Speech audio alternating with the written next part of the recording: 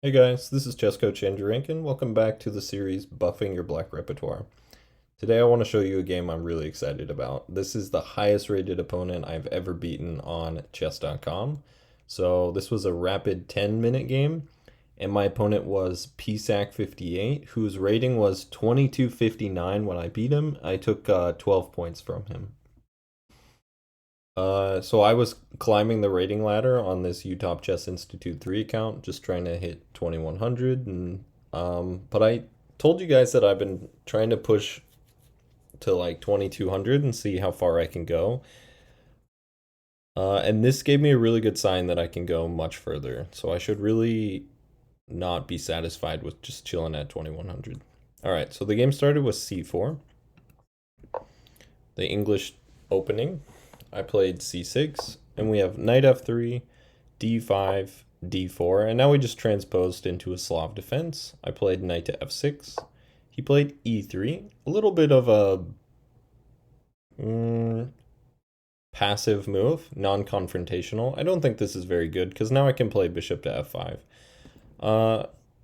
Better would be knight to c3, meeting bishop to f5 with pawn takes, queen b3, which wins a pawn.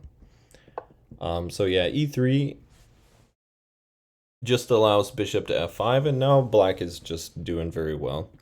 My opponent now plays knight to c3, which sort of defeats the whole purpose of the opening. If you're going to play knight to c3, do it before you play e3. It's just more flexible. I play a6, typical Shebanenko idea, so to meet the idea of queen b3 with rook a7. He pushes b3, planning on fianchettoing the dark square bishop, or sorry, the light square bishop. I play e6, and now he goes knight to h4, and I actually have quite a plethora of options here. As you can see, I can play bishop to g4, and that's what I did. Just questioning his queen, and if he plays f3 like he did, then all of a sudden his pawns are looking quite weak. But we'll talk about that move in a second. Other options are actually knight to e4, threatening knight takes on c3. And I can also play bishop to b4 first, threatening to take with check, winning the rook since the bishop's defended. So bishop takes knight is not really a immediate threat. And bishop to b4 is nice because it allows knight to e4 following up and just kind of ignoring the threat on the bishop. So I played bishop to g4 and he played f3. I think is really mandatory. Otherwise, bishop to b4 is coming very fast. I dropped the bishop back to h5, and better would have been bishop to b4 right away, just developing with tempo. But I wasn't sure where I wanted my dark square bishop. I know that this is a weak square to target, but I'm always so hesitant about playing bishop to b4 because it just gets slapped with a3, and I don't really want to take. I need to study the line because I know that you have to take, and I'm not sure exactly what the plan is after that. I think you break with c5 or something like that. So now he plays g3, which makes little to no sense since yeah, my bishop's just chilling here, and now this is even weaker. So I'm not really sure what the idea of g3 is, and black is already slightly better. So black is minus 0.6. I developed the bishop to e7 and gave away my advantage right away. Now it goes back to plus 0.1. He dropped the knight back to g2. I guess this is his idea, knight to g2 and then to f4. I brought the knight from knight b to d7. He put his bishop on d2. I like this much better than b2 because, for black, I should say, because now this bishop is extremely passive. If you're going to develop it, I might as well put it there. I can't play knight to e4, so fianchetto the bishop and then castle your king. So now I break with e5. And the idea is that his pawn structure is really weak, and I don't want to allow him to expand with like e4, f4, e5 ideas. So I need to really to break, and I thought that now was a good time to do it. So he immediately took on d5. I took back with the c pawn. He developed his bishop, castles, castles, and now we have our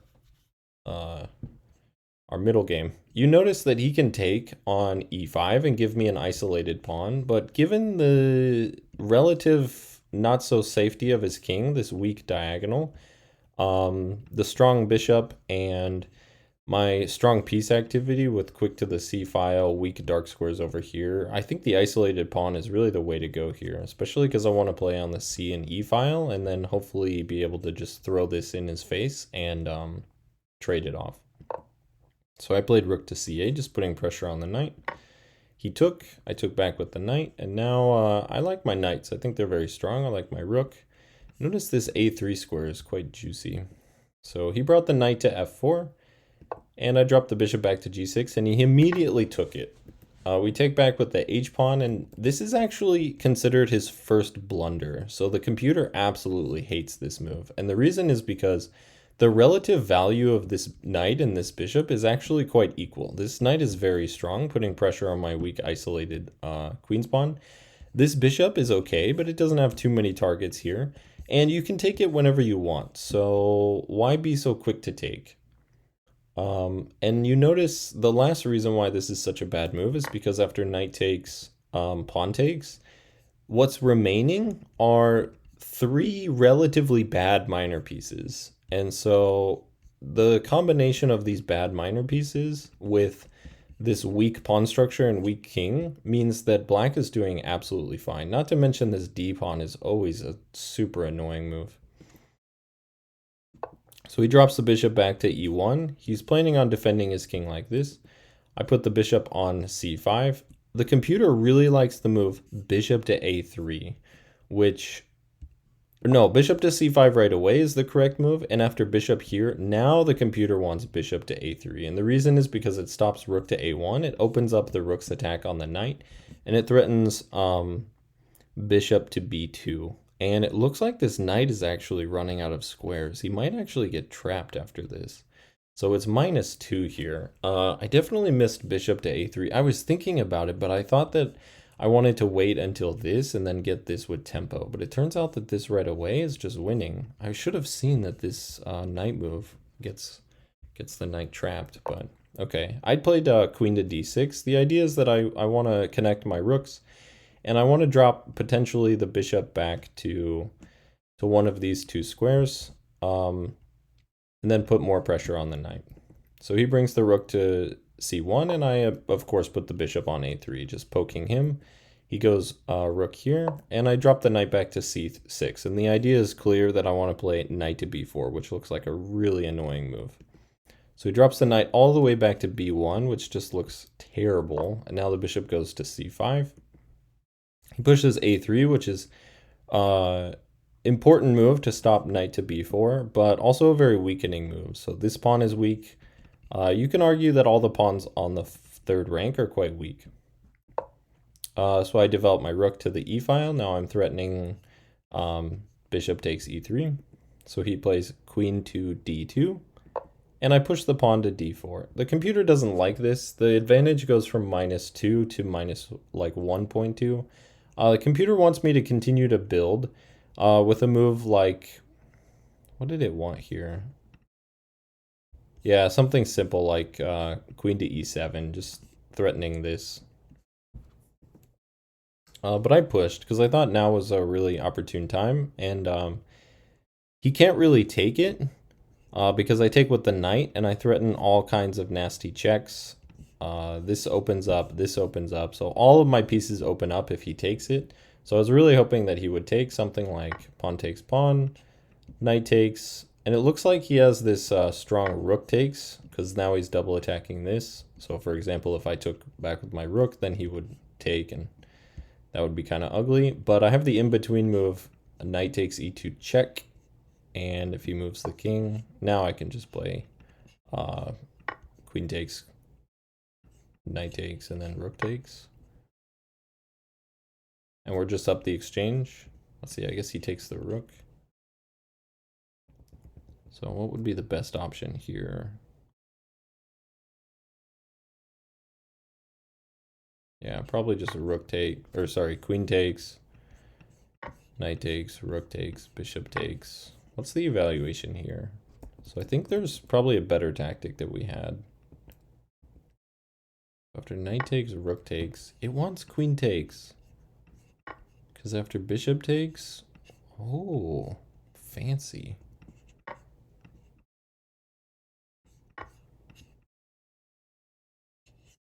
Very interesting. Okay, let's go back. D4. E4 was played, and now I love my knight on the E5 square, and I love the fact that I'm threatening to push and have a really strong pass pawn. Also, if we trade off dark square bishops, his king and the dark squares become really weak. So he immediately lashes out, and I knew this was coming. I could tell my opponent was under a lot of pressure because the opening definitely did not go his way, and I just kept making forward progress, and his position just never really was able to liberate itself, and I knew that he was going to lash out. And so he finally did with rook takes c5. I played queen takes c5. He played bishop takes e4, and now I bring the queen into c2. And he really should trade queens here because this queen is too strong. But of course, he's a strong player, so he has that idea that when you're down material, you don't want to trade pieces. But now we can continue to improve our position, and we drop the knight back to c6, and the bishop has really nowhere to go. It has to go all the way back to a1. And I was really considering the move queen to a2, but it just felt like it only needed to happen after like rook to c1. But I guess after queen here, you have to move the knight, and then I just pick up the a pawn. It's just very simple and straightforward.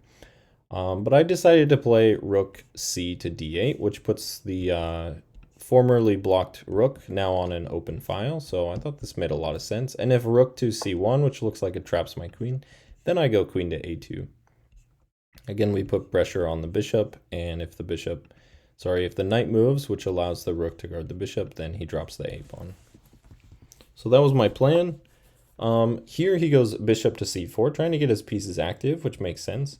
But I bring the rook into d1, and now we take advantage of his weak second rank and his weak back rank. He brings the knight to c3.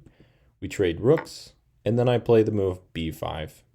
And it's really not so clear where this bishop is going. Clearly, the bishop has to go to d5, but then we can take, the knight has to take. Notice if the pawn takes, then the rook will take the queen. And when the knight takes back, then, let's see, if he goes here, knight takes, then we have this check and we pick up the bishop. Yeah, so that was the idea. So he has to go bishop here. We play knight takes, and then we go check. I guess he could go here. But then we take the pawn and we threaten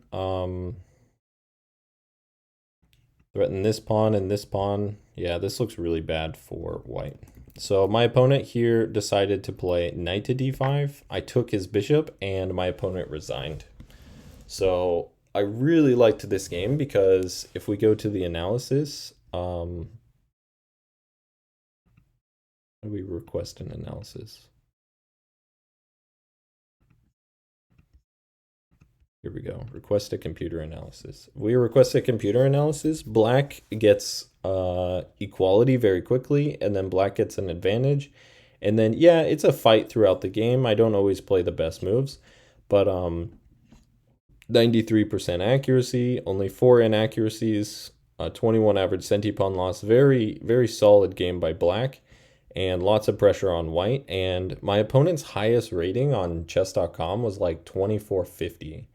In fact, we can pull up his account. So his highest rating was 2443, which was 2 years ago. So definitely a very, very strong player. Super happy to have taken this guy down. And hope you guys enjoyed that. Take care. Bye.